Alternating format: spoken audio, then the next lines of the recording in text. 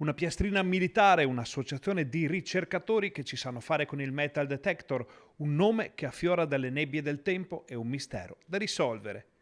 Parte da qui il percorso che potrebbe portare alla soluzione di un enigma che arriva direttamente dalla Seconda Guerra Mondiale. Risale infatti a quel periodo una piastrina di riconoscimento militare trovata in provincia di Pisa dai volontari delle associazioni Metal Detector Emilia Romagna e SOS Metal Detector Nazionale durante un'attività di tutela ambientale con un gruppo di studenti. Dalla terra, nelle vicinanze di un'area destinata durante l'ultimo conflitto globale a campo di prigionia, è spuntata una piastrina con un nome, un cognome e un codice identificativo. Apparteneva a Emilio Pellizzari, classe 1923, figlio di Giuseppe Pellizzari e Cristina Moretto. I ricercatori sono risaliti al comune di provenienza del soldato, che risulta essere nato a San Zenone degli Ezzelini, e del fatto è già stato informato il sindaco Fabio Marin.